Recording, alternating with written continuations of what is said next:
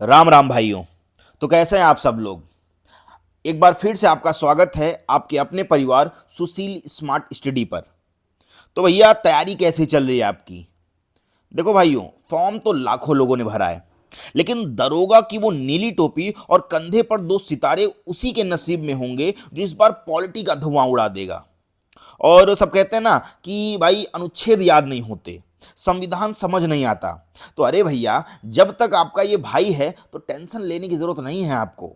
आज हम किताबी भाषा में नहीं बल्कि अपनी देसी भाषा में समझेंगे कि देश का कानून कैसे चलता है और यूपीएसआई वाले हमें कहां फंसाते हैं। देखिए, याद रखना कि दरोगा बनोगे तो कानून से पाला आपका रोज पड़ेगा। और एग्जामिनर भी यही चाहता है कि आपको पता हो कि गिरफ्तारी के वक्त आपके पास क्या पावर है और जनता के पास क्या हक है। तो आज की क्लास में मैंने वो सवाल रखे हैं जो सीधे मॉडरेट लेवल के हैं। मतलब ना तो इतने हलवे कि कोई भी कर ले और ना ही इतने कठिन कि दिमाग की बत्ती गुल हो जाए। तो आज हम मूल अधिकार से लेकर राष्ट्रपति की पावर तक सब लपेट देंगे। और कॉपी पेन उठा लो और भैया, अगर वर्दी का जुनून सर पे सवार है तो कमेंट में एक बार जय हिंद लिख के अपनी हाजिरी लगा दो। तो चलिए देखते हैं कि किसमें कितना है दम और कौन देता है इन धाकड़ सवालों के सही जवाब। तो चलिए शुरू करते हैं आज का पहला सवाल। तो हमारा पहला प्रश्न है, भारतीय संविधान के किस अनुच्छेद के तहत उत्तर प्रदेश या किसी भी राज्य में राष्ट्रपति शासन लगाया जा सकता है। देखिए, जो आर्टिकल 356 है तो ये केंद्र सरकार को किसी राज्य की सरकार को बर्खास्त करने और राष्ट्रपति शासन लगाने की शक्ति देता है यदि राज्य का संवैधानिक तंत्र विफल हो गया हो। और जो आपका आर्टिकल 352 है इसमें राष्ट्रीय आपातकाल से रिलेटेड है, जबकि आर्टिकल आपका 360 जो है ये वित्तीय आपातकाल से संबंधित है। और दोस्तों मैं बता दूं कि जो आर्टिकल 356 है इसका प्रयोग जो है वो सबसे पहले पंजाब में हुआ था। तो फिलहाल इस प्रश्न का राइट आंसर है ऑप्शन नंबर बी, अनुच्छेद 356। चलिए बढ़ते हैं अपने अगले प्रश्न की ओर। तो हमारा अगला प्रश्न है, भारतीय संविधान का कौन सा भाग राज्यों की नीति निर्देशक तत्वों से संबंधित है। देखिए, जो भारतीय संविधान का भाग 4 है जो कि अनुच्छेद 36 से लेके 51 तक है, इसमें जो है राज्य के नीति निर्देशक तत्वों का उल्लेख है। और जो ये डीपीएसपी है या राज्य के जो नीति निर्देशक तत्व हैं इन्हें जो है आयरलैंड के संविधान से लिया गया है। और इनका जो मुख्य उद्देश्य है वो भारत में एक कल्याणकारी राज्य की स्थापना करना है। हालांकि ये जो न्यायालय के द्वारा जो है ये प्रवर्तनीय नहीं है, लेकिन शासन के लिए जो है ये मौलिक हैं। और साथ ही में आपको याद रखना है जो आर्टिकल 44 है ये समान नागरिक संहिता से संबंधित है, जबकि आर्टिकल 40 जो है ये पंचायतों के गठन से संबंधित है। तो इस प्रश्न का राइट आंसर है ऑप्शन नंबर बी, भाग 4। चलिए बढ़ते हैं अपने अगले प्रश्न की ओर। तो हमारा अगला प्रश्न है, संसद के दोनों सदनों की संयुक्त बैठक की अध्यक्षता कौन करता है। देखिए, जो अनुच्छेद 108 है तो अनुच्छेद 108 के तहत जो राष्ट्रपति है ये किसी विधेयक पर गतिरोध या इसको दूर करने के लिए संयुक्त बैठक बुलाता है, लेकिन इसकी जो अध्यक्षता है वो लोकसभा अध्यक्ष द्वारा की जाती है। और अगर लोकसभा अध्यक्ष अनुपस्थित होते हैं तो इसके उपाध्यक्ष जो है इसके अध्यक्ष होते हैं। अगर उपाध्यक्ष भी जो है अनुपस्थित होते हैं तो राज्यसभा का जो है उपसभापति इसका अध्यक्षता करता है। तो इस प्रश्न का राइट आंसर है ऑप्शन नंबर सी, लोकसभा अध्यक्ष। चलिए बढ़ते हैं अपने अगले प्रश्न की ओर। तो हमारा अगला प्रश्न है, किस संविधान संशोधन अधिनियम द्वारा संपत्ति के अधिकार को मौलिक अधिकारों की सूची से हटा दिया गया था। देखिए, जो मूल संविधान में जो संपत्ति का अधिकार है वो एक मौलिक अधिकार था, लेकिन 44वें संविधान संशोधन 1978 के द्वारा जो है इसे हटाकर अनुच्छेद 301 के तहत एक विधिक अधिकार बना दिया गया है। और आप जानते हैं कि जो 42वें संविधान है तो 42वें संविधान संशोधन को लघु संविधान कहा जाता है, लेकिन जो संपत्ति का अधिकार है वो 44वें द्वारा जो है बदला गया था। तो आपको ये याद रखना है। तो इस प्रश्न का राइट आंसर है ऑप्शन नंबर बी, 44वां संशोधन 1978। चलिए बढ़ते हैं अपने अगले प्रश्न की ओर। तो हमारा अगला प्रश्न है, भारतीय संविधान की प्रस्तावना में धर्मनिरपेक्ष और समाजवादी शब्द किस वर्ष जोड़े गए। देखिए, जो 42वें संविधान संशोधन अधिनियम 1976 के माध्यम से जो है संविधान की प्रस्तावना में 3 नए शब्द जोड़े गए। वो 3 नए शब्द कौन से हैं? समाजवादी, धर्मनिरपेक्ष और आपका अखंडता। और अब तक जो है प्रस्तावना में केवल एक बार ही संशोधन हुआ है, तो आपको याद रखना है। और साथ ही में प्रस्तावना को जो है संविधान की आत्मा कहा जाता है। तो इस प्रश्न का राइट आंसर है ऑप्शन नंबर सी, 1976। चलिए बढ़ते हैं अपने अगले प्रश्न की ओर। तुम्हारा अगला प्रश्न है, भारत के नियंत्रक एवं महालेखा परीक्षक की नियुक्ति किसके द्वारा की जाती है? देखिए, भारतीय संविधान के अनुच्छेद 148 के तहत जो है कैग की नियुक्ति राष्ट्रपति द्वारा की जाती है।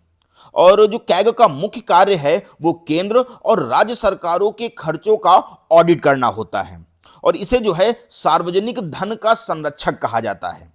साथ ही मैं बता दूं कि जो कैग है इनका जो कार्यकाल है वो 6 वर्ष या 65 वर्ष की आयु तक होता है। और डॉक्टर बी आर अंबेडकर ने जो है कैग को संविधान का सबसे महत्वपूर्ण अधिकारी माना था। तो इस प्रश्न का राइट आंसर है ऑप्शन सी, राष्ट्रपति। चलिए बढ़ते हैं अपने अगले प्रश्न की ओर। तुम्हारा अगला प्रश्न है, सर्वोच्च न्यायालय के न्यायाधीशों की सेवानिवृत्ति की आयु क्या है? देखिए, जो भारत के उच्चतम न्यायालय के जो न्यायाधीश हैं ये 65 वर्ष की आयु में जो है सेवानिवृत्त होते हैं। जबकि अगर हम बात करें हाई कोर्ट की, तो हाई कोर्ट के जो न्यायाधीश हैं इनके लिए यह सीमा जो है 62 वर्ष की होती है। और साथ ही में अगर हम बात करें सर्वोच्च न्यायालय के गठन का, तो सर्वोच्च न्यायालय का जो गठन है ये अनुच्छेद 124 के तहत होता है। और न्यायाधीशों को हटाने की जो प्रक्रिया है ये सेम महाभियोग जैसी प्रक्रिया होती है, जो कि बहुत कठिन है, जिसे जो है संसद के दोनों सदनों में विशेष बहुमत से पारित करना होता है।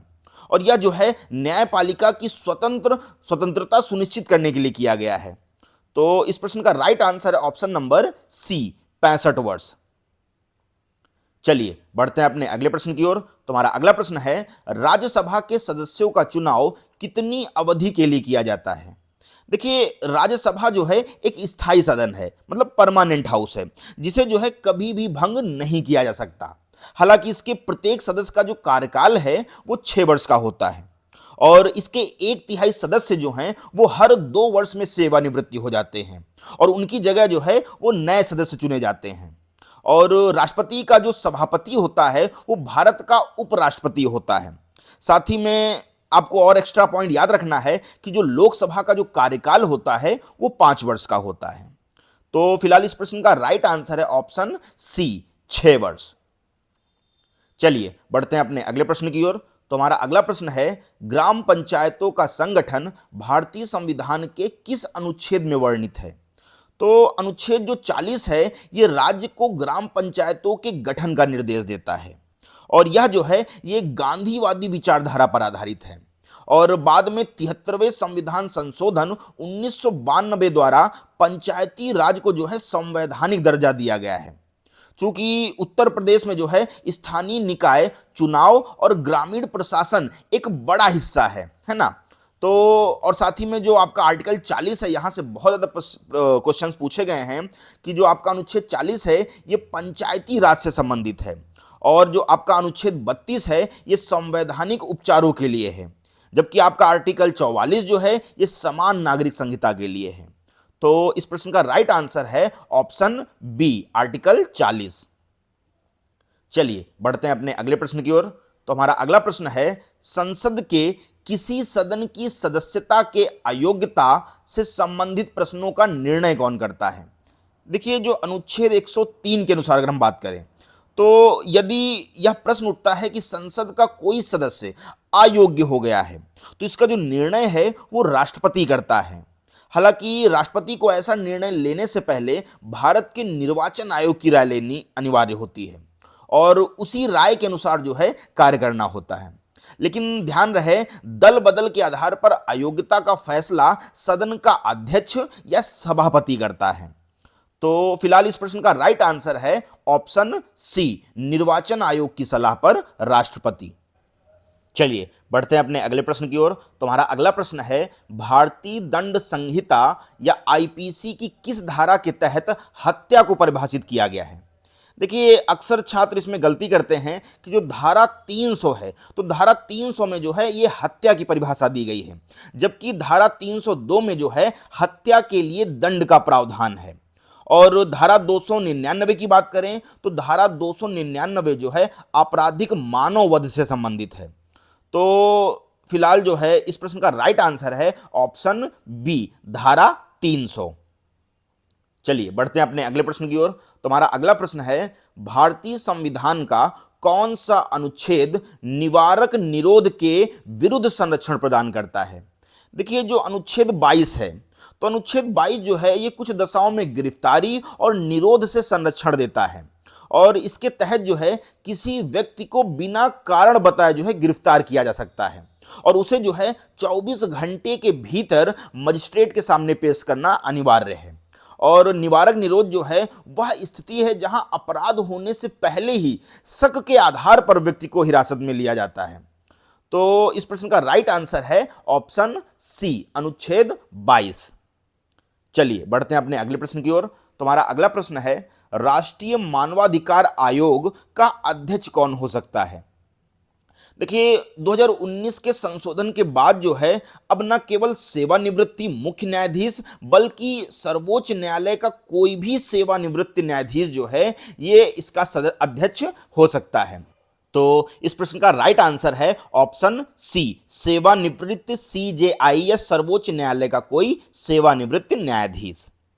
चलिए बढ़ते हैं अपने अगले प्रश्न की ओर। तुम्हारा अगला प्रश्न है, सूचना का अधिकार अधिनियम 2005 के तहत सूचना प्राप्त करने के लिए अधिकतम समय सीमा क्या है?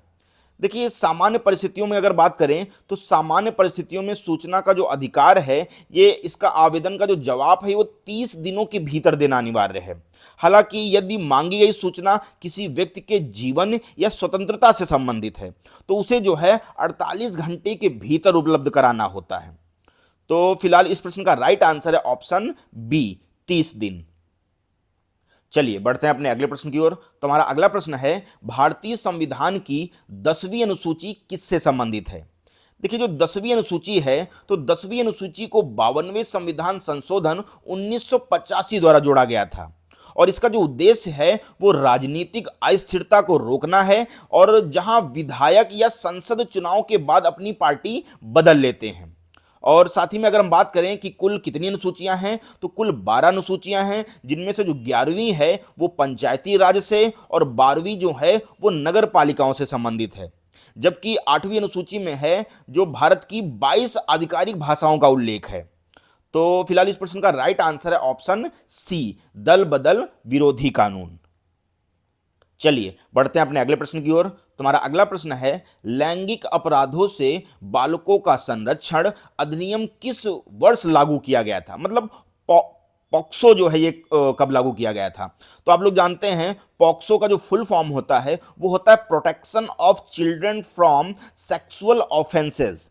और ये जो पॉक्सो है ये पॉक्सो अधिनियम 14 नवंबर 2012 को लागू हुआ था और यह जो है कानून 18 वर्ष से कम आयु के बच्चों को यौन शोषण और अश्लीलता से बचाने के लिए बनाया गया था। और साथ ही में जो है लड़कों और लड़कियों दोनों पर जो है ये समान रूप से लागू होता है और इसमें जो है अपराध की गंभीरता के आधार पर कड़ी सजा का प्रावधान भी है। और साथ ही में पुलिस जो है तो पुलिस को ऐसे मामलों में रिपोर्ट दर्ज करने के 24 घंटे के भीतर जो है बाल कल्याण समिति को जो है ये सूचित करना होता है। तो फिलहाल इस प्रश्न का राइट आंसर है ऑप्शन सी, 2012। चलिए बढ़ते हैं अपने अगले प्रश्न की ओर। तो हमारा अगला प्रश्न है, सूचना प्रौद्योगिकी अधिनियम 2000 की कौन सी धारा पहचान की चोरी से संबंधित है? तो देखिए डिजिटल युग में साइबर क्राइम जो है ये यूपीएससी के सिलेबस में एक बहुत बड़ा हिस्सा है और धारा 66C जो है ये विशेष रूप से किसी दूसरे व्यक्ति के डिजिटल हस्ताक्षर, पासवर्ड या अन्य विशिष्ट पहचान चिन्ह का जो है कपटपूर्वक उपयोग करने के लिए दंड निर्धारित करती है और इसके लिए जो है 3 साल तक की जेल और 1 लाख तक का जुर्माना हो सकता है। साथ ही में जो धारा 67 है ये अश्लील सामग्री के इलेक्ट्रॉनिक्स प्रकाशन से संबंधित है। तो इस प्रश्न का राइट आंसर है ऑप्शन बी, धारा 66C। चलिए बढ़ते हैं अपने अगले प्रश्न की ओर। तुम्हारा अगला प्रश्न है, घरेलू हिंसा से महिलाओं का संरक्षण अधिनियम 2005 के तहत संरक्षण अधिकारी की नियुक्ति कौन करता है? मतलब प्रोटेक्शन ऑफिसर्स की नियुक्ति कौन करता है? तो देखिए, इस अधिनियम की धारा जो है 8 के अनुसार प्रत्येक जिले में राज्य सरकार उतने संरक्षण अधिकारियों की नियुक्ति करेगी जितने वह आवश्यक समझे, और प्राथमिकता यह दी जाती है कि संरक्षण अधिकारी एक महिला ही हो, और इनका कार्य जो है ये पीड़ित महिला को कानूनी सहायता, चिकित्सा सुविधा और आश्रय गृह दिलाने में जो है मदद करना होता है। तो फिलहाल इस प्रश्न का राइट आंसर है ऑप्शन बी, राज्य सरकार। चलिए बढ़ते हैं अपने अगले प्रश्न की ओर। तुम्हारा अगला प्रश्न है, भारतीय संविधान के किस अनुच्छेद के तहत अस्पृश्यता का अंत किया गया है? देखिए, ये सभी को पता भी होगा और बहुत ही इजी क्वेश्चन है और बहुत लोगों को शायद ये पता भी है। सिंपल सा है, जो आर्टिकल 17 है ये छुआछूत या अस्पृश्यता को पूरी तरह समाप्त करता है और किसी भी रूप में इसका जो है अभ्यास निषिद्ध है, और साथ ही में यह जो है एक निरपेक्ष अधिकार है। मतलब इसके उल्लंघन पर सजा देने के लिए संसद ने नागरिक अधिकार संरक्षण अधिनियम 1955 बनाया है। और साथ में अगर हम बात करें पुलिस अधिकारी के रूप में, तो पुलिस अधिकारी के रूप में अनुसूचित जाति या जनजाति से जुड़े जो मामले हैं इनको सुलझाने के लिए इस अनुच्छेद की नींव जो है ये स्पष्ट होनी जरूरी है। और जो अनुच्छेद 18 है, तो अनुच्छेद 18 में जो है उपाधियों के अंत से जो है ये संबंधित है। साथ ही में अनुच्छेद 14 जो है ये कानून के समक्ष समानता की बात करता है। तो इस प्रश्न का राइट आंसर है ऑप्शन सी, अनुच्छेद 17। चलिए बढ़ते हैं अपने अगले प्रश्न की ओर। तुम्हारा अगला प्रश्न है, भारतीय साक्ष्य अधिनियम के अनुसार पुलिस हिरासत में दिए गए इकबालिया बयान की क्या स्थिति है? तो देखिए, साक्ष्य अधिनियम की धारा 25 के अनुसार पुलिस अधिकारी के सामने जो है किया गया कोई भी कन्फेशन, कोई भी कथन जो है आरोपी के खिलाफ साबित नहीं किया जा सकता है। इसका जो उद्देश्य है वो पुलिस द्वारा दबाव या मारपीट के जरिए बयान दिलवाने को रोकना है। भाई बहुत से ऐसे पुलिस हैं जो दबाव या मारपीट करके उनसे जो है वो बात उगलवाना चाहते हैं, तो ये उसी के रिगार्डिंग है। साथ ही में जो धारा 27 है, तो धारा 27 के तहत अगर आरोपी के बयान से कोई नई वस्तु जैसे हथियार या शव बरामद होता है तो केवल उतनी जानकारी जो है साक्ष्य में मान्य होती है। तो इस प्रश्न का राइट आंसर है ऑप्शन सी, यह न्यायालय में साक्ष्य के रूप में स्वीकार्य नहीं है। चलिए बढ़ते हैं अपने अगले प्रश्न की ओर। तुम्हारा अगला प्रश्न है, भारत में जनहित याचिका का जनक किसे माना जाता है? तो देखिए, जो जस्टिस पी.एन. भगवती हैं और जस्टिस वी.आर. कृष्णा अय्यर, इनको जो है भारत में पीआईएल का मतलब होता है पब्लिक इंटरेस्ट लिटिगेशन, मतलब भारत का जनहित याचिका जो है इनको माना जाता है।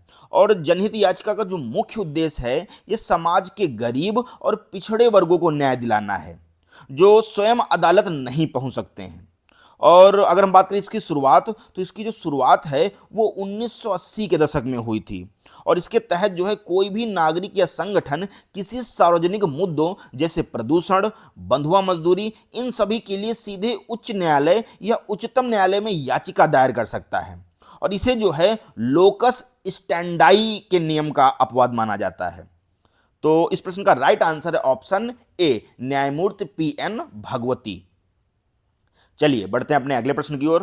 तुम्हारा अगला प्रश्न है, मोटर वाहन संशोधन अधिनियम 2019 के अनुसार बिना लाइसेंस के वाहन चलाने पर कितना जुर्माना निर्धारित है? तो देखिए, 2019 के संशोधन के बाद जो है ट्रैफिक नियमों के उल्लंघन पर जुर्माने की जो राशि है वो कई गुना बढ़ा दी गई है। पहले जो है बिना लाइसेंस वाहन चलाने पर जुर्माना मात्र 500 था, जिसे जो है बढ़ाकर अब 5000 कर दिया गया है। इसी तरह शराब पीकर गाड़ी चलाने पर जुर्माना जो है 10,000 था, है ना, ये पहली बार अभी लगा है। और आपातकालीन वाहनों जैसे एम्बुलेंस को रास्ता ना देने पर 10,000 का जुर्माना है। तो आपको ये सब भैया याद रखना है, गलती नहीं करनी है ना। तो इस प्रश्न का राइट आंसर है ऑप्शन सी, 5,000। चलिए बढ़ते हैं अपने अगले प्रश्न की ओर। तो हमारा अगला प्रश्न है, वन्य जीव संरक्षण अधिनियम किस वर्ष पारित किया गया था? तो देखिए, भारत में जंगली जानवरों और पौधों की सुरक्षा के लिए जो है 1972 में यह कानून बनाया गया। और इसमें जो है कुल 6 अनुसूचियां हैं जो कि अलग अलग स्तर की सुरक्षा प्रदान करती हैं। अगर हम उदाहरण के लिए देखें तो जो अनुसूची 1 है, तो अनुसूची 1 में जानवरों जैसे बाघ के शिकार पर सबसे कठोर सजा है ना। और साथ ही में मैं बताऊं कि 1986, तो 1986 में जो है पर्यावरण संरक्षण अधिनियम आया था, है ना। तो इन दोनों के बीच में ना बच्चे अक्सर जो है थोड़ा कंफ्यूज हो जाते हैं, तो आपको याद रखना है 1972 में जो है वन्य जीव संरक्षण अधिनियम जो है पारित किया गया था, जबकि 1986 में जो है पर्यावरण संरक्षण अधिनियम आया था। तो इस प्रश्न का राइट आंसर है ऑप्शन ए, 1972। चलिए बढ़ते हैं अपने अगले प्रश्न की ओर। तुम्हारा अगला प्रश्न है, सूचना का अधिकार अधिनियम की किस धारा के तहत सूचना के प्रकटीकरण से छूट दी गई है। देखिए, सूचना का अधिकार जो है ये कानून नागरिकों को सूचना का अधिकार देता है, लेकिन धारा 8 के तहत जो है कुछ ऐसी सूचनाएं हैं जिन्हें देने से मना किया जा सकता है। इसमें जो है देश की संप्रभुता, सुरक्षा, रणनीतिक हितों और विदेशी राज्यों के साथ संबंधों या किसी जांच प्रक्रिया में बाधा डालने वाली जानकारी शामिल है। साथ ही में पुलिस विभाग में इंटेलिजेंस विंग या गोपनीय जांच से जुड़ी सूचनाएं जो हैं इसी धारा के तहत सुरक्षित रखी जाती हैं। तो इस प्रश्न का राइट आंसर है ऑप्शन बी, धारा 8। चलिए बढ़ते हैं अपने अगले प्रश्न की ओर। तो हमारा अगला प्रश्न है, भारतीय संविधान का कौन सा अनुच्छेद समान नागरिक संहिता मतलब यूनिफॉर्म सिविल कोड के लिए निर्देश देता है। तो देखिए, जो आर्टिकल भाई साहब 44 है, तो आर्टिकल 44 जो है ये राज्य के नीति निर्देशक तत्वों के अंतर्गत आता है। अभी मैंने आपको बताया भी कि जो डीपीएसपी हैं ये संविधान के भाग 4 में है ना। और आर्टिकल 44 जो है ये समान नागरिक संहिता के बारे में बात करता है। इसका अर्थ है कि विवाह, तलाक, विरासत और गोद लेने जैसे व्यक्तिगत कानून जो हैं ये सभी धर्मों के लिए एक जैसे होने चाहिए। और वर्तमान में जो है यह भारत का सबसे चर्चित राजनीतिक और कानूनी विषय बन चुका है। आपने देखा भी होगा, इसके बारे में कई बार चर्चा हुई है। और जो गोवा की बात करें तो गोवा जो है ये भारत का एकमात्र ऐसा राज्य है जहां सबसे पहले यह नियम लागू हुआ था। यूसीसी मतलब यूनिफॉर्म सिविल कोड सबसे पहले गोवा में लागू हुआ था। तो इस प्रश्न का राइट आंसर है ऑप्शन सी, अनुच्छेद 44। चलिए बढ़ते हैं अपने अगले प्रश्न की ओर। तुम्हारा अगला प्रश्न है, अनुसूचित जाति और अनुसूचित जनजाति अधिनियम 1989 के तहत अपराधों की जांच कौन करता है। देखिए, जो एससी एसटी एक्ट है, तो एससी एसटी एक्ट की संवेदनशीलता को देखते हुए जो है इसके नियमों या नियम 7 में जो है यह अनिवार्य किया गया है कि मामलों की विवेचना, जो इन्वेस्टिगेशन है, वो पुलिस उपाधीक्षक या डीवाईएसपी या उसके ऊपर के रैंक के अधिकारी द्वारा की जानी चाहिए। और ये प्रश्न कई बार यूपीएसआई के लिए महत्वपूर्ण है, इंपॉर्टेंट है, क्योंकि आप स्वयं एक सब इंस्पेक्टर बनने जा रहे हैं और आपको पता होना चाहिए कि किन मामलों में विवेचना की शक्ति आपके पास है और किन में आपके वरिष्ठ अधिकारियों के पास है। तो यह जो कानून है वो दलितों और आदिवासियों के विरुद्ध भेदभाव और हिंसा को रोकने के लिए बनाया गया है। तो इस प्रश्न का राइट आंसर है ऑप्शन बी, कम से कम पुलिस उपाधीक्षक या डीवाईएसपी स्तर का अधिकारी हो। तो चलिए बढ़ते हैं अपने अगले प्रश्न की ओर। तुम्हारा अगला प्रश्न है, मानवाधिकार संरक्षण अधिनियम 1993 के तहत राज्य मानवाधिकार आयोग के अध्यक्ष की नियुक्ति कौन करता है। देखिए, जो राष्ट्रीय मानवाधिकार आयोग है या एनएचआरसी है, इसके अध्यक्ष की जो नियुक्ति है वो राष्ट्रपति करता है, जबकि राज्य मानवाधिकार आयोग की के अध्यक्ष की जो नियुक्ति है या उसके सदस्यों की नियुक्ति वो राज्यपाल द्वारा की जाती है। हालांकि जो राज्यपाल है यह नियुक्ति एक चयन समिति की सिफारिश पर करता है, जिसमें जो है मुख्यमंत्री, गृह मंत्री और विधानसभा अध्यक्ष और विपक्ष के नेता शामिल होते हैं। और साथ ही में अगर हम बात करें, अक्सर छात्र जो है राष्ट्रपति और राज्यपाल की शक्तियों के बीच में ज्यादा जो है कंफ्यूज हो जाते हैं, तो कंफ्यूज तो बिल्कुल नहीं होना है, सीधा सा है। तो इसका आंसर है ऑप्शन बी, संबंधित राज्य का राज्यपाल। चलिए बढ़ते हैं अपने अगले प्रश्न की ओर। तुम्हारा अगला प्रश्न है, भारतीय संविधान का कौन सा अनुच्छेद बाल श्रम को प्रतिबंधित करता है। देखिए, जो अनुच्छेद 24 है, तो अनुच्छेद 24 के अनुसार जो है 14 वर्ष से कम आयु के किसी भी बालक को किसी कारखाने या खान या अन्य किसी खतरनाक काम में नियोजित नहीं किया जाएगा। वहीं अगर हम बात करें अनुच्छेद 23 की, तो अनुच्छेद 23 में जो है मानव तस्करी मतलब ह्यूमन ट्रैफिकिंग और बेगार को ये रोकने का काम करता है। और पुलिस अधिकारी के रूप में बाल श्रम और मानव तस्करी से निपटना भाई साहब आपके कार्यक्षेत्र का हिस्सा है, तो ये आपको अच्छे समझना होगा। और जो आर्टिकल 24 है, तो आर्टिकल 24 जो है ये पूर्णतः निषेध करता है ताकि बच्चों को शिक्षा का अधिकार मिल सके, जैसे कि अनुच्छेद 21A में भी उल्लिखित है ना। तो इस प्रश्न का राइट आंसर है ऑप्शन सी, अनुच्छेद 24। चलिए बढ़ते हैं अपने अगले प्रश्न की ओर। तो हमारा अगला प्रश्न है, प्रदूषण नियंत्रण से संबंधित राष्ट्रीय हरित अधिकरण नेशनल ग्रीन ट्रिब्यूनल एनजीटी की स्थापना किस वर्ष हुई थी? देखिए एनजीटी एक्ट जो है ये 2010 के तहत भारत में पर्यावरण संबंधी विवादों के त्वरित निपटान के लिए एनजीटी की स्थापना की गई थी। और ऑस्ट्रेलिया और न्यूजीलैंड के बाद जो है भारत दुनिया का तीसरा देश बना जिसने ऐसा विशेष पर्यावरण न्यायाधिकरण बनाया था। और आप जानते हैं कि एनजीटी के पास जो है सिविल कोड जैसी शक्तियां होती हैं, और यह जो है प्रदूषण फैलाने वाला भुगतान करे के सिद्धांत पर कार्य करता है। और इसका मुख्यालय आपको याद रखना है, इसका जो मुख्यालय है वो नई दिल्ली में है। तो इस प्रश्न का राइट आंसर है ऑप्शन सी, 2010। चलिए बढ़ते हैं अपने अगले प्रश्न की ओर। तुम्हारा अगला प्रश्न है, किसी गिरफ्तार व्यक्ति को कितने समय के भीतर निकटतम मजिस्ट्रेट के सामने पेश करना अनिवार्य है? देखिए अनुच्छेद 22 का जो क्लॉज 2 है और सीआरपीसी की धारा 57 के तहत पुलिस द्वारा गिरफ्तार किए गए किसी भी व्यक्ति को 24 घंटे के भीतर जो है मजिस्ट्रेट के सामने पेश करना जो है ये कानूनन अनिवार्य ही है। और इस समय में जो है यात्रा का जो समय होता है, जो आपका ट्रेवल टाइम होता है, ये शामिल नहीं किया जाता है। और अगर पुलिस जो है ये 24 घंटे से अधिक समय के लिए जो है व्यक्ति को हिरासत में रख रही है तो उसे जो है मजिस्ट्रेट से न्यायिक रिमांड की अनुमति लेनी होती है। और साथ ही में जो यह नियम है ये व्यक्ति की व्यक्तिगत स्वतंत्रता की रक्षा के लिए सबसे बड़ा सुरक्षा कवच है। तो इस प्रश्न का राइट आंसर है ऑप्शन बी, 24 घंटे।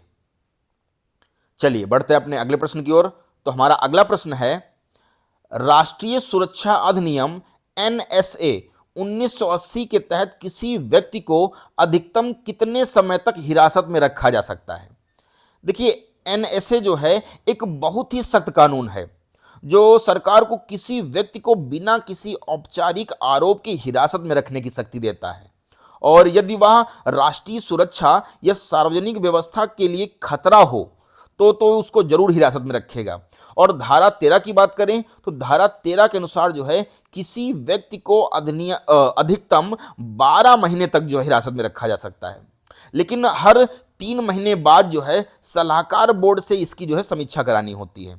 साथ ही में उत्तर प्रदेश में कानून व्यवस्था बनाए रखने के लिए इस कानून का अक्सर प्रयोग किया जाता है। तो इस प्रश्न का राइट आंसर है ऑप्शन सी, 12 महीने। चलिए बढ़ते हैं अपने अगले प्रश्न की ओर। तो हमारा अगला प्रश्न है, भारतीय संविधान का कौन सा अनुच्छेद राष्ट्रपति की क्षमादान शक्ति से संबंधित है? तो देखिए अनुच्छेद जो 72 है, तो अनुच्छेद 72 के तहत जो है राष्ट्रपति को किसी भी अपराधी की सजा को क्षमा, कम या स्थगित या निलंबित करने की शक्ति होती है। और इसमें जो है मृत्यु दंड को भी पूरी तरह माफ करने की शक्ति शामिल होती है। वहीं अगर हम बात करें अनुच्छेद 161, तो अनुच्छेद 161 के तहत जो है राज्यपाल को भी ऐसी शक्तियां प्राप्त हैं, लेकिन राज्यपाल जो है ये मृत्यु दंड को पूरी तरह माफ नहीं कर सकता है, तो ये आपको याद रखना है। साथ ही में जो आर्टिकल 61 है, तो आर्टिकल 61 जो है इसमें महाभियोग से संबंधित है। और जो आपका आर्टिकल 123 है ये अध्यादेश से संबंधित है। तो इस प्रश्न का राइट आंसर है ऑप्शन बी, अनुच्छेद 72। चलिए बढ़ते हैं अपने अगले प्रश्न की ओर। तो हमारा अगला प्रश्न है, सूचना का अधिकार अधिनियम की किस धारा के तहत तृतीय पक्ष की सूचना का प्रावधान है? तो देखिए भाई साहब बहुत ही सिंपल है कि अगर कोई व्यक्ति जो है ऐसी सूचना मांगता है जो किसी तीसरे पक्ष से संबंधित है और जिसे उस पक्ष ने गोपनीय माना है, तो धारा 11 के तहत जो है जन सूचना अधिकारी को उस तीसरे पक्ष को नोटिस देना होता है। और तीसरे पक्ष को जो है अपनी आपत्ति दर्ज कराने के लिए 10 दिन का समय दिया जाता है। साथ ही में आरटीआई का यह पहलू जो है बहुत इंपॉर्टेंट है, क्योंकि यह जो है किसी व्यक्ति की निजता और उसकी जनता के जानने के अधिकार के बीच जो है संतुलन बनाता है। तो इस प्रश्न का राइट आंसर है ऑप्शन ए, धारा 11। चलिए बढ़ते हैं अपने अगले प्रश्न की ओर। तो हमारा अगला प्रश्न है, भारतीय दंड संहिता की किस धारा में दहेज मृत्यु का उल्लेख है?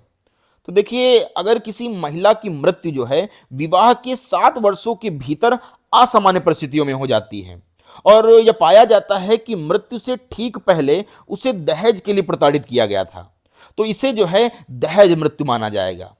और इसके लिए जो है कम से कम 7 वर्ष और अधिकतम आजीवन कारावास की सजा है।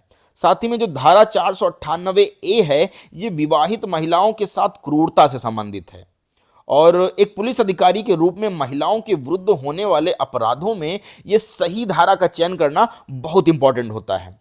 और इसलिए परीक्षा में 304 बी और 498 ए का अंतर जो है काफी ज्यादा पूछा गया है और बार बार पूछा जा रहा है।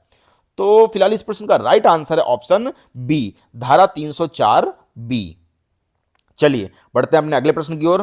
तो हमारा अगला प्रश्न है, भारतीय संविधान का 61वां संशोधन अधिनियम 1989 किससे संबंधित है? तो देखिए, जो अनुच्छेद 326 है, तो अनुच्छेद 326 में संशोधन करके मतदान की जो न्यूनतम आयु है वो 21 वर्ष से घटाकर 18 वर्ष कर दी गई है। और यह जो सुधार है वो तत्कालीन प्रधानमंत्री राजीव गांधी के कार्यकाल में हुआ था। और आप जानते हैं कि यूपीएसआई में चुनावी प्रक्रियाओं और लोकतांत्रिक अधिकारों से जुड़े प्रश्न जो है अक्सर पूछे जाते हैं। और यह जो है संशोधन युवाओं की राजनीति में भागीदारी बढ़ाने के लिए मील का पत्थर साबित हुआ है ना। और अगर हम बात करें 69वां संशोधन, तो ये जो है दिल्ली के विशेष दर्जे से संबंधित है, जबकि 73वां संशोधन जो है ये पंचायतों से संबंधित है। तो इस प्रश्न का राइट आंसर है ऑप्शन बी, मतदान की आयु 21 वर्ष से घटाकर 18 वर्ष करना। चलिए बढ़ते हैं अपने अगले प्रश्न की ओर। तो हमारा अगला प्रश्न है, उत्तर प्रदेश जमींदारी उन्मूलन और भूमि सुधार अधिनियम किस वर्ष पारित किया गया था? देखिए, उत्तर प्रदेश में कृषि सुधारों की दिशा में यह जो है सबसे बड़ा कदम था और यह जो है 1 जुलाई 1952 से जो है इसे पूरी तरह लागू कर दिया गया था। लेकिन अधिनियम 1950 का अगर हम बात करें तो इसके द्वारा बिचौलियों का अंत किया गया था और जो है भूमि का स्वामित्व वो सीधे खेती करने वाले किसानों को दिया गया था।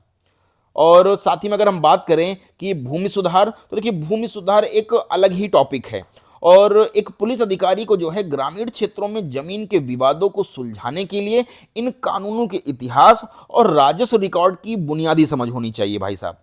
तो फिलहाल तो इस प्रश्न का राइट आंसर है ऑप्शन बी, 1950। बात करें अगले क्वेश्चन की, तो हमारा अगला प्रश्न है, भारतीय संविधान के किस अनुच्छेद में वित्तीय आपातकाल का प्रावधान है? तो देखिए, यदि राष्ट्रपति को लगे कि देश की आर्थिक स्थिरता या साख जो है खतरे में है, तो वह जो है अनुच्छेद 360 के तहत वित्तीय आपातकाल घोषित कर सकता है।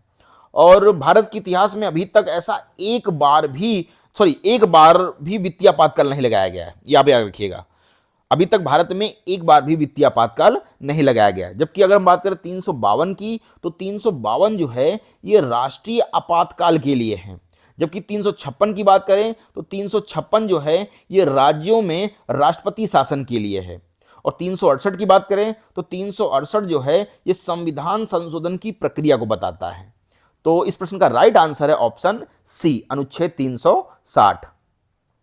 चलिए बढ़ते हैं अपने अगले प्रश्न की ओर। तुम्हारा अगला प्रश्न है, सूचना प्रौद्योगिकी अधिनियम 2000 की कौन सी धारा अश्लील सामग्री के इलेक्ट्रॉनिक प्रकाशन को दंडनीय बनाती है? देखिए, अभी मैंने इससे पहले आपसे बताया कि जो धारा 67 है, इसके तहत अगर कोई व्यक्ति जो है इंटरनेट या किसी इलेक्ट्रॉनिक के माध्यम से ऐसी सामग्री प्रकाशित या प्रसारित करता है जो अश्लील हो, तो उसे जो है पहली बार जो है अपराध के लिए 3 साल की जेल और 5 लाख तक का जुर्माना जो है उसको देना पड़ सकता है।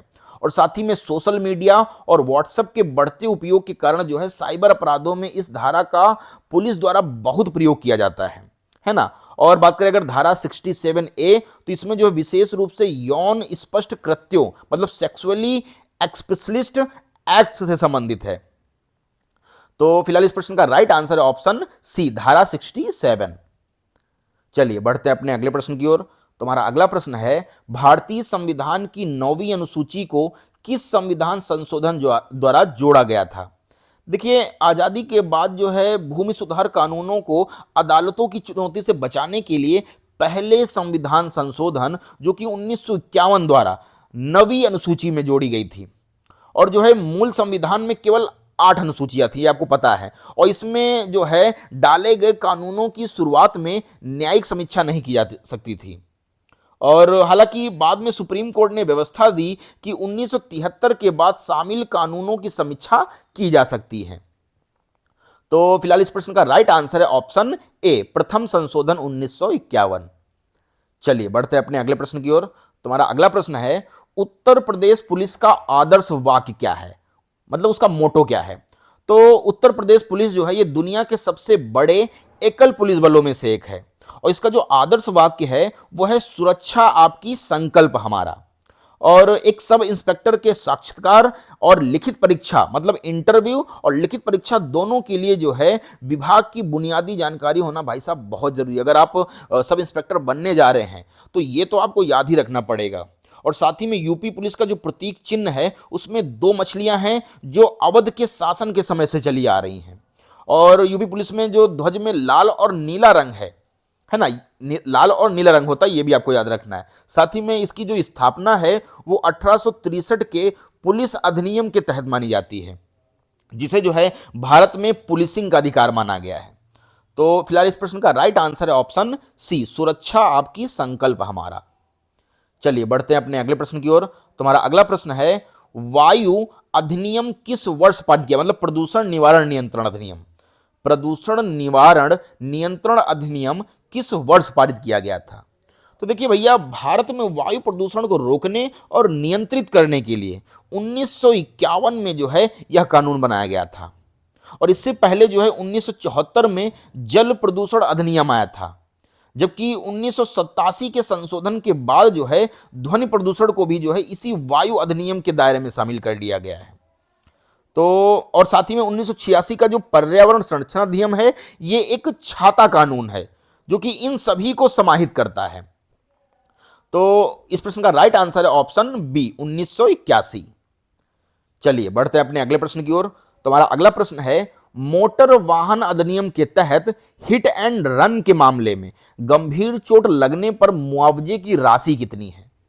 देखिए, 2019 के नए संशोधनों के बाद जो है हिट एंड रन दुर्घटनाओं में मुआवजे की जो राशि है ये काफी बढ़ा दी गई है। और अगर कोई व्यक्ति जो है अगर कोई व्यक्ति जो है वो गंभीर रूप से उसको चोट आती है तो मुआवजा जो है ये 12,500 से बढ़ाकर 50,000 कर दिया गया है। वहीं यदि दुर्घटना में व्यक्ति की मृत्यु हो जाए तो मुआवजा जो है ये 25,000 से बढ़ाकर 2 लाख तक कर दिया गया है। और सड़क सुरक्षा और दुर्घटना जांच एक सब इंस्पेक्टर के दैनिक कार्यों का हिस्सा है, इसलिए यह प्रश्न जो है परीक्षा की दृष्टि से सबसे मोस्ट इंपॉर्टेंट है भाई साहब। तो फिलहाल इस प्रश्न का राइट आंसर है ऑप्शन सी, 50,000। चलिए बढ़ते हैं अपने अगले प्रश्न की ओर। तुम्हारा अगला प्रश्न है, राष्ट्रीय मानवाधिकार आयोग के अध्यक्ष और सदस्यों का कार्यकाल कितना होता है? देखिए, 2019 के संशोधन के पहले जो है यह कार्यकाल 5 वर्ष था, जिसे जो है अब घटाकर 3 वर्ष कर दिया गया है। जबकि ऊपरी आयु सीमा जो है वो 70 वर्ष मानी जाती है। और मानवाधिकार आयोग जो है एक स्वायत्त निकाय है जो हिरासत में प्रताड़ना या पुलिस द्वारा शक्तियों के दुरुपयोग की जांच करता है। तो फिलहाल और साथ ही में आपको याद रखना है, जो राष्ट्रीय मानवाधिकार आयोग है, तो राष्ट्रीय मानवाधिकार आयोग के जो अध्यक्ष हैं ये हमेशा भारत के एक सेवानिवृत्त मुख्य न्यायाधीश या सर्वोच्च न्यायालय के सेवानिवृत्त न्यायाधीश होते हैं। तो इस प्रश्न का राइट आंसर है ऑप्शन बी, 3 वर्ष या 70 वर्ष की आयु। चलिए बढ़ते हैं अपने अगले प्रश्न की ओर। तुम्हारा अगला प्रश्न है, भारतीय संविधान का 74वां संशोधन 1992 किससे संबंधित है? देखिए, 74वें संविधान संशोधन के द्वारा जो है संविधान में भाग 10 या 12 ऐसे कुछ जोड़ा गया था। 74वें संविधान में जो है जब संशोधन हुआ था, तो उस समय संविधान में जो भाग शायद 9 हाँ 9A और 12वीं अनुसूची जोड़ी गई थी, जो कि शहरी स्थानीय निकायों को संवैधानिक दर्जा प्रदान करती है। और इसमें जो है नगर निगम, नगर पालिका परिषद और नगर पंचायत ये सभी शामिल हैं। साथ ही में इसके तहत जो है शहरों के विकास के लिए 18 विषयों की सूची दी गई है। और जो 73वां संविधान संशोधन है ये ग्रामीण पंचायतों के लिए है, जबकि 74वां जो है ये शहरी निकायों के लिए है। तो इस प्रश्न का राइट आंसर है ऑप्शन बी, नगर पालिकाएं। चलिए बढ़ते हैं अपने अगले प्रश्न की ओर। तुम्हारा अगला प्रश्न है, सूचना प्रौद्योगिकी अधिनियम 2000 की किस धारा को सर्वोच्च न्यायालय ने श्रेया सिंघल बनाम भारत संघ मामले में असंवैधानिक घोषित कर दिया था? तो देखिए यह जो है यूपीएसआई के लिए एकदम लैंडमार्क प्रश्न है भाई साहब। जो धारा 66A है ये सोशल मीडिया पर आपत्तिजनक पोस्ट करने के लिए गिरफ्तारी की अनुमति देती है। और 2015 में जो है सुप्रीम कोर्ट ने इसे अभिव्यक्ति की स्वतंत्रता मतलब अनुच्छेद 19 में जो आता है इसका उल्लंघन मानते हुए इसे रद्द कर दिया। हालांकि पुलिस को अभी भी धारा 66 और 67 के तहत कार्यवाही करने की शक्ति प्राप्त है। अगर हम बात करें धारा 69A, तो धारा 69A जो है यह सरकार को किसी भी वेबसाइट या कंटेंट को ब्लॉक करने की शक्ति देती है। और एक पुलिस अधिकारी के रूप में आपको पता होना चाहिए कि कौन सा कानून अब प्रभावी है ना? तो इस प्रश्न का राइट आंसर है ऑप्शन ए, धारा 66A। चलिए बढ़ते हैं अपने अगले प्रश्न की ओर। तुम्हारा अगला प्रश्न है, वन्य जीव संरक्षण अधिनियम 1972 की किस अनुसूची के तहत आने वाले जानवरों का शिकार करने पर सबसे कठोर दंड का प्रावधान है? तो देखिए जो अनुसूची 1 है तो इसमें लुप्त प्राय प्रजातियों जैसे बाघ, हाथी और गैंडा शामिल है। और इनका शिकार करने पर जो है कम से कम 3 से 7 साल की जेल और भारी जुर्माने का प्रावधान है। वहीं अगर हम बात करें अनुसूची 5, तो अनुसूची 5 में वे जानवर आते हैं जिन्हें वर्मिन कहा जाता है और जिनका शिकार किया जा सकता है, जैसे चूहे, है ना? और 2022 के नए संशोधन के बाद जो है इन अनुसूचियों की संख्या जो है कम कर दी गई है, लेकिन दंड की जो गंभीरता है वो अभी भी बरकरार है। तो फिलहाल इस प्रश्न का राइट आंसर है ऑप्शन ए, अनुसूची 1 और 2 का भाग 2। चलिए बढ़ते हैं अपने अगले प्रश्न की ओर। तुम्हारा अगला प्रश्न है, किसी कंप्यूटर संसाधन के साथ जानबूझकर छेड़छाड़ करना या उसे नुकसान पहुंचाना आईटी अधिनियम की किस धारा के तहत अपराध है? तो देखिए जो धारा 65 है विशेष रूप से कंप्यूटर सोर्स कोड के साथ छेड़छाड़ से संबंधित है। और जो धारा 43 है ये सिविल दंड की बात करता है, जबकि धारा 66 की बात करें तो धारा 66 में उसी कृत्य के लिए आपराधिक सजा मतलब 3 साल तक की जेल का प्रावधान है। और डिजिटल इंडिया के युग में हैकिंग और डाटा थेफ्ट जो है जैसे मामलों की जांच एक सब इंस्पेक्टर के लिए एक चुनौती है भाई साहब।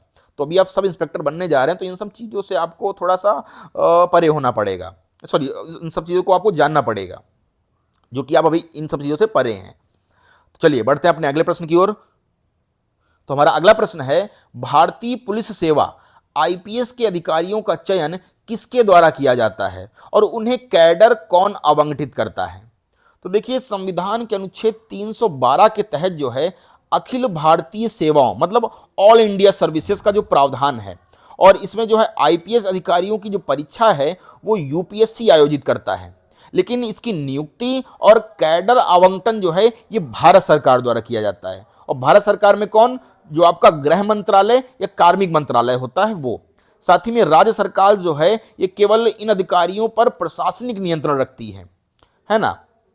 और साथ ही में आपको पता होना चाहिए जो आईपीएस है, आईपीएस का जो फुल फॉर्म होता है वो होता है इंडियन पुलिस सर्विस, है ना? तो ये आपको याद रखना है। तो चलिए बढ़ते हैं अपने अगले प्रश्न की ओर। तो हमारा अगला प्रश्न है, भारतीय संविधान का अनुच्छेद 51A का जी नागरिकों को किसके संरक्षण का मौलिक कर्तव्य सौंपता है? तो देखिए जो 42वें संविधान संशोधन 1976 द्वारा जो जोड़ा गया है 11वां मौलिक कर्तव्य, तो 11वें मौलिक कर्तव्यों में से जो 51A का जी है ये विशेष रूप से पर्यावरण की रक्षा की बात करता है। और आप जानते हैं कि यूपीएसआई के सिलेबस में संविधान और पर्यावरण इन दोनों का जो संगम है वो बहुत ही इंपॉर्टेंट है ना? और पुलिस विभाग को जो है अक्सर प्रदूषण फैलाने वाली इकाइयों या अवैध कटान करने वालों के खिलाफ जो है कार्रवाई करनी होती है। और यह जो है अनुच्छेद उस कानूनी कार्रवाई का एक नैतिक और संवैधानिक आधार प्रदान करता है। साथ ही में जो मौलिक कर्तव्य जो है ये केवल नागरिकों के लिए होते हैं, लेकिन ये जो कानूनों की व्याख्या में अदालतों की मदद करते हैं, ये आपको याद रखना है। तो इस प्रश्न का राइट आंसर है ऑप्शन सी, वनों, झीलों, नदियों, वन्य जीवों सहित प्राकृतिक पर्यावरण। चलिए बढ़ते अपने अगले प्रश्न की ओर। तुम्हारा अगला प्रश्न है, भारतीय संविधान का कौन सा अनुच्छेद संसद के गठन से संबंधित है? तो देखिए जो अनुच्छेद 79 है, तो अनुच्छेद 79 के अनुसार जो है संघ के लिए एक संसद होगी जो राष्ट्रपति और 2 सदनों से जो है मिलकर बनेगी। और अक्सर बच्चे करते क्या है कि राष्ट्रपति को संसद का हिस्सा नहीं मानते हैं, जो कि गलत है। राष्ट्रपति भी जो है ये संसद का अभिन्न अंग होता है। साथ ही में अगर हम बात करें अनुच्छेद 80 की, तो अनुच्छेद 80 जो है ये राज्यसभा की संरचना और अनुच्छेद 81 जो है ये लोकसभा की संरचना को बताता है। और साथ ही में जो संसद है ये भारत की सर्वोच्च विधायी संस्था है और कानून बनाने की जो अंतिम जो शक्ति है वो इसी के पास होती है। और राष्ट्रपति की सहमति के बिना जो है वो कोई भी विधेयक जो है कानून नहीं बन सकता। तो फिलहाल इस प्रश्न का राइट आंसर है ऑप्शन ए, अनुच्छेद 79। चलिए बढ़ते हैं अपने अगले प्रश्न की ओर। तुम्हारा अगला प्रश्न है, भारत के राष्ट्रपति पर महाभियोग चलाने की प्रक्रिया संविधान के किस अनुच्छेद में दी गई है? तो देखिए अगर राष्ट्रपति द्वारा संविधान का जो उल्लंघन किया जाता है तो उन्हें जो है अनुच्छेद 61 के तहत महाभियोग चलाकर हटाया जा सकता है। और यह प्रक्रिया जो है ये संसद के किसी भी सदन, चाहे वो लोकसभा हो चाहे राज्यसभा, किसी में भी शुरू की जा सकती है। और इसके लिए जो है 14 दिन पूर्व जो है ये नोटिस देना अनिवार्य होता है। साथ ही में सदन के कुल सदस्यों के 2/3 बहुमत से जो है प्रस्ताव पारित होना चाहिए। तो फिलहाल इस प्रश्न का राइट आंसर है ऑप्शन बी, अनुच्छेद 61। चलिए बढ़ते हैं अपने अगले प्रश्न की ओर। तुम्हारा अगला प्रश्न है, राज्य की आकस्मिकता निधि का संचालन कौन करता है? तो देखिए अनुच्छेद 267 के क्लॉज 2 के तहत जो है राज्य की आकस्मिकता निधि जो है ये राज्यपाल के पास होती है और वह जो है किसी अप्रत्याशित खर्च जैसे बाढ़ या सूखा के लिए जो है विधानमंडल की अनुमति से पहले इस निधि से पैसा निकाल सकता है। साथ ही में केंद्र के लिए जो है यही शक्ति राष्ट्रपति के पास होती है। तो इस प्रश्न का राइट आंसर होगा ऑप्शन नंबर बी, राज्य का राज्यपाल। चलिए बढ़ते हैं अपने अगले प्रश्न की ओर। तुम्हारा अगला प्रश्न है, भारतीय संविधान के किस अनुच्छेद के तहत वित्त आयोग का गठन किया जाता है? तो देखिए राष्ट्रपति जो है हर 5 वर्ष में अनुच्छेद 280 के तहत एक वित्त आयोग का गठन करता है और इसका जो मुख्य कार्य है वो केंद्र और राज्यों के बीच जो है करों के बंटवारे की सिफारिश करना होता है। साथ ही में इसमें एक जो है अध्यक्ष और 4 अन्य सदस्य होते हैं। और आप जानते हैं कि वर्तमान में 16वें वित्त आयोग पर जो है चर्चा चल रही है। और अनुच्छेद 315 की बात करें तो अनुच्छेद 315 जो है ये लोक सेवा आयोग से संबंधित है। तो इस प्रश्न का राइट आंसर है ऑप्शन नंबर बी, अनुच्छेद 280। चलिए बढ़ते हैं अपने अगले प्रश्न की ओर। तुम्हारा अगला प्रश्न है, लोकसभा का सदस्य बनने के लिए न्यूनतम आयु सीमा क्या निर्धारित है? तो देखिए जो लोकसभा सदस्य है वो बनने के लिए न्यूनतम आयु जो है वो 25 वर्ष होनी चाहिए। वहीं अगर हम बात करें राज्यसभा, तो राज्यसभा का सदस्य बनने के लिए जो है आयु सीमा 30 वर्ष होनी चाहिए। साथ ही में अगर हम ग्राम पंचायत चुनाव की बात करें तो ग्राम पंचायत चुनाव के लिए जो है 21 वर्ष और राष्ट्रपति उपराष्ट्रपति बनने के लिए जो है वो 35 वर्ष की आयु होना अनिवार्य है। तो इस प्रश्न का राइट आंसर है ऑप्शन नंबर सी, 25 वर्ष। चलिए बढ़ते हैं अपने अगले प्रश्न की ओर। तुम्हारा अगला प्रश्न है, भारतीय संविधान के किस अनुच्छेद को डॉक्टर BR अम्बेडकर ने संविधान का हृदय और आत्मा कहा था? तो देखिए जो अनुच्छेद 32 है जिसे हम संवैधानिक उपचारों का अधिकार बोलते हैं, तो अनुच्छेद 32 के तहत जो है अगर किसी नागरिक के मौलिक अधिकारों का जो हनन होता है तो वह जो है सीधे सर्वोच्च न्यायालय जा सकता है। और डॉक्टर BR अम्बेडकर के अनुसार जो है इसके बिना संविधान अर्थहीन है। और साथ ही बात करें तो इसके तहत जो है सुप्रीम कोर्ट 5 प्रकार की रिट जारी करता है। और आप जानते हैं कि रिट की शक्तियों और अनुच्छेद 32 के महत्व जो है काफ़ी बार एग्जाम में पूछे गए हैं और बार बार पूछे गए हैं। और अगर हम बात करें अनुच्छेद 21 की, तो अनुच्छेद 21 जो है वो जीवन के अधिकार से संबंधित है। साथ ही में अनुच्छेद 14 जो है वो कानून के समक्ष समानता की बात करता है। तो फिलहाल इस प्रश्न का राइट आंसर है ऑप्शन नंबर डी, अनुच्छेद 32। चलिए बढ़ते हैं अपने अगले प्रश्न की ओर। तुम्हारा अगला प्रश्न है, निवारक निरोध के तहत किसी व्यक्ति को बिना मुकदमा चलाए अधिकतम कितने समय तक जो है हिरासत में रखा जा सकता है। तो देखिए अनुच्छेद 32 के तहत जो है निवारक निरोध का प्रावधान है और इसके अंतर्गत जो है किसी व्यक्ति को अपराध करने से रोकने के लिए केवल शक के आधार पर 3 महीने तक जो है हिरासत में रखा जा सकता है। यदि इसे 3 महीने से आगे बढ़ाना हो तो जो है एक सलाहकार बोर्ड की अनुमति आवश्यकता होती है। तो फिलहाल इस प्रश्न का राइट आंसर है ऑप्शन नंबर बी, 3 महीने। चलिए बढ़ते हैं अपने अगले प्रश्न की ओर। तुम्हारा अगला प्रश्न है, भारतीय संविधान में मौलिक कर्तव्यों को किस समिति की सिफारिश पर जोड़ा गया था। तो देखिए मूल संविधान में मौलिक कर्तव्य नहीं थे, ये आप सभी को पता है, और इन्हें जो है 42वें संविधान संशोधन 1976 द्वारा स्वर्ण सिंह समिति की सिफारिश पर जोड़ा गया था। आप जानते हैं कि वर्तमान में कुल 11 मौलिक कर्तव्य हैं और जो 11वां मौलिक कर्तव्य है वो 86वें संविधान संशोधन 2002 में जोड़ा गया है और इन्हें जो है पूर्व सोवियत संघ के संविधान से लिया गया है। साथ ही बात करें अगर मौलिक कर्तव्य, तो मौलिक कर्तव्य जो है ये अनुच्छेद 51 के का में है और भाग 4 के ए में है। तो फिलहाल इस प्रश्न का राइट आंसर है ऑप्शन नंबर सी, स्वर्ण सिंह समिति। चलिए बढ़ते हैं अपने अगले प्रश्न की ओर। तुम्हारा अगला प्रश्न है, उच्च न्यायालय के मुख्य न्यायाधीश को पद की शपथ कौन दिलाता है। तो देखिए ध्यान दें, उच्च न्यायालय के जो न्यायाधीशों की जो नियुक्ति है वो राष्ट्रपति करता है, लेकिन जो उन्हें शपथ की बात करें तो शपथ संबंधी जो है संबंधित राज्य का राज्यपाल उन्हें दिलाता है। भाई नियुक्ति की बात करें तो राष्ट्रपति करता है, लेकिन शपथ जो है वो राज्य का राज्यपाल दिलाता है। और देखिए ये एक ऐसा प्रश्न है जिसमें अधिकांश बच्चे जो हैं राष्ट्रपति जो हैं उत्तर लगाकर गलती करते हैं, लेकिन आपको ये गलती नहीं करनी है। तो फिलहाल इस प्रश्न का राइट आंसर है ऑप्शन नंबर सी, संबंधित राज्य का राज्यपाल। और आज का हमारा ये लास्ट प्रश्न है, संसद के विश्रांति काल में अध्यादेश जारी करने की राष्ट्रपति की शक्ति किस अनुच्छेद में वर्णित है। तो देखिए जब संसद का कोई भी सदन सत्र में ना हो और तत्काल कानून की आवश्यकता हो तो राष्ट्रपति जो है अनुच्छेद 123 के तहत अध्यादेश जारी कर सकता है और इस अध्यादेश की जो शक्ति है वो संसद द्वारा बनाए गए कानून के बराबर ही होती है। हालांकि संसद का जो सत्र है वो शुरू होने के 6 सप्ताह के भीतर जो है इसे पारित करना अनिवार्य होता है। और अगर हम अनुच्छेद 213 की बात करें तो 213 जो है ये 213 जो है अनुच्छेद ये राज्य के राज्यपाल को शक्ति देता है। तो फिलहाल इस प्रश्न का राइट आंसर है ऑप्शन नंबर सी, अनुच्छेद 123। तो दोस्तों ये थे आज के वो पॉलिटी के सवाल जो सीधे आपके एग्जाम के लिए रामबाण साबित होंगे। उम्मीद है कि आज संविधान की बातें आपके दिमाग में सीधे जाके फिट हो गई होंगी। देखो भाई पढ़ाई सब कर रहे हैं, पर दरोगा वही बनेगा जो भीड़ से हटकर स्मार्ट तरीके से तैयारी करेगा। और जाने से पहले एक सवाल आपके लिए मैं छोड़कर जा रहा हूँ, संविधान का अनुच्छेद 61 किससे संबंधित है। इसका जवाब जो है मुझे हर एक भाई जो है कमेंट में बताइएगा।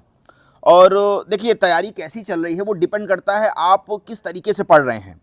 और अगर आज की क्लास में मज़ा आया हो और लगा हो कि हाँ भाई कुछ सीखा है तो इस वीडियो को उन दोस्तों तक ज़रूर पहुंचा देना जो गांव कस्बों में बैठ के जो है वर्दी का सपना देख रहे हैं। तो वीडियो को लाइक कर देना और चैनल को सब्सक्राइब कर देना और साथ ही में बेल आइकन जरूर दबा देना, ताकि कल जब हम मूल विधि या कोई अन्य टॉपिक लेके आएँ तो आपको तुरंत नोटिफिकेशन मिल जाए। और दोस्तों मेहनत जारी रखो, क्योंकि इस बार जब गांव लौटोगे तो कंधों पर वो 2 चमकते सितारे होने चाहिए। तो मिलते हैं कल की धमाकेदार क्लास में, तब तक के लिए राम राम, जय हिंद, जय भारत।